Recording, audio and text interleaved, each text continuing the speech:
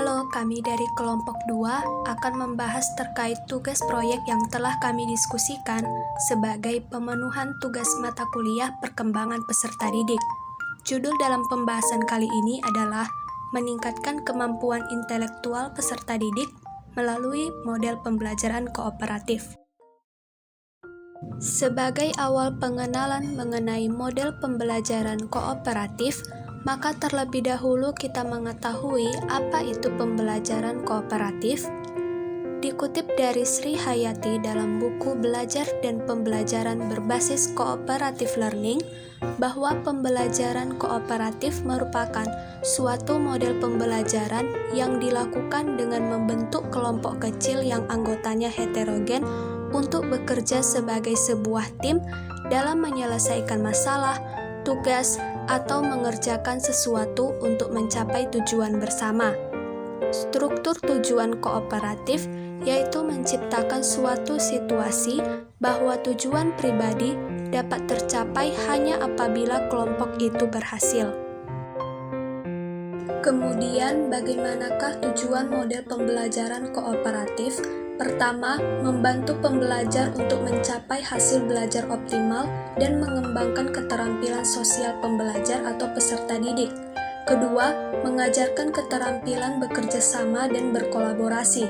Ketiga, memberdayakan pembelajar kelompok atas sebagai tutor sebaya bagi kelompok bawah.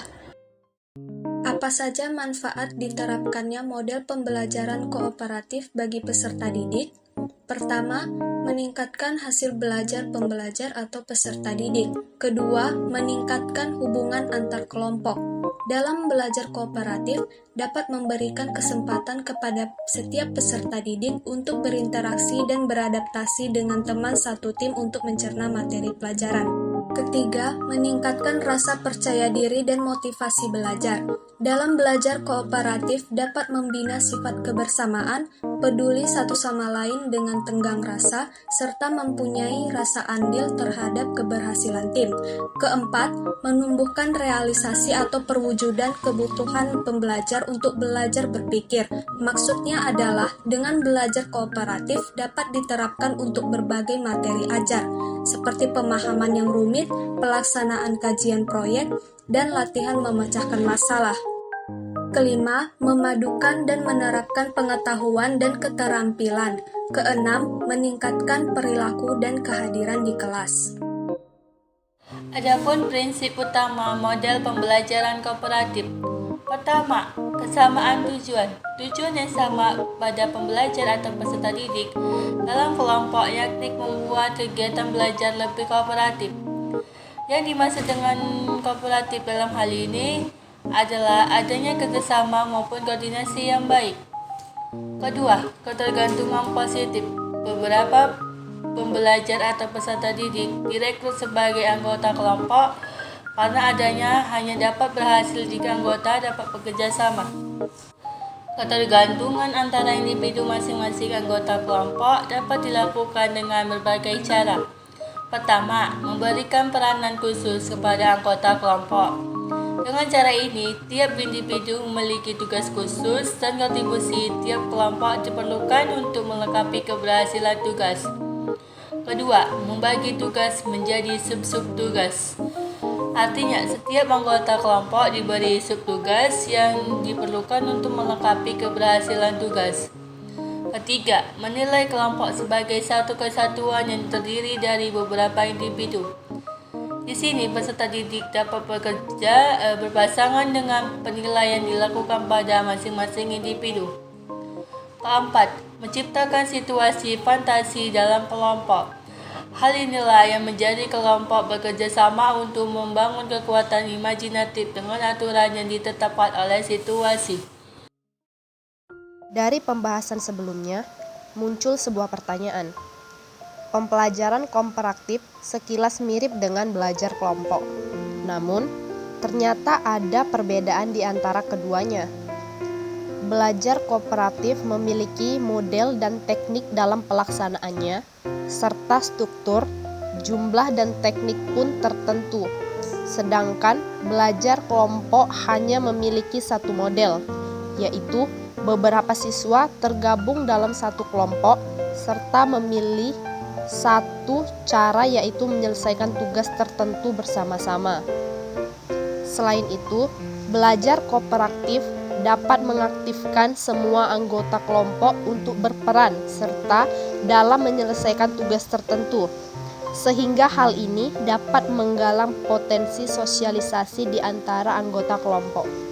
Sedangkan belajar kelompok dapat memungkinkan timbulnya gejala ketergantungan antara anggota kelompok, sehingga niat baik dari setiap anggota kelompok sangat berpengaruh dalam kerjasama yang dilakukan. Selanjutnya, perlu diketahui bagaimana karakteristik model pembelajaran kooperatif. Pertama, kelompok dibentuk dari pembelajar yang memiliki kemampuan tinggi, sedang, dan rendah. Hal tersebut dilakukan supaya terjadi persebaran merata di setiap kelompok. Jadi, tidak ada dalam satu kelompok yang semua anggotanya pintar-pintar, tetapi seluruh anggota dalam satu kelompok dapat bervariasi. Kedua, jika memungkinkan, setiap anggota kelompok berasal dari ras, budaya, suku, dan jenis kelamin yang berbeda. Ketiga, pembelajar atau setiap anggota belajar dalam kelompok secara kooperatif untuk menuntaskan materi belajarnya. Keempat, penghargaan lebih berorientasi kelompok daripada individual. Dengan menerapkan model pembelajaran kooperatif, tentunya ada keterampilan yang berlaku sebagai pencapaian positif. Pada tingkat awal, individu dapat menggunakan kesepakatan, menghargai kontribusi, menggunakan suara pelan, mengambil giliran dan berbagi tugas, berada dalam kelompok, berada dalam tugas, mendorong partisipasi, mengundang orang lain berbicara, menyelesaikan tugas tepat waktu, menyebutkan nama dan memandang pembicara, mengatasi gangguan selama kerja, menolong tanpa memberi jawaban, serta menghormati perbedaan individu.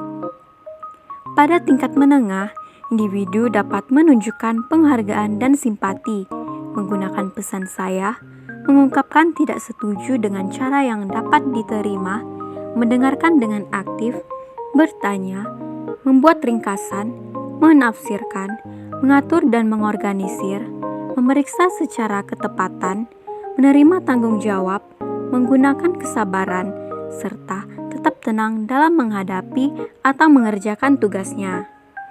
Pada tingkat mahir, individu dapat mengelaborasi, memeriksa secara cermat, menanyakan kebenaran, menganjurkan posisi, menetapkan tujuan berkompromi, serta menghadapi masalah-masalah khusus. Baiklah, sekian pembahasan tugas proyek kami. Mohon maaf apabila terdapat kesalahan kata dan penyampaian. Terima kasih.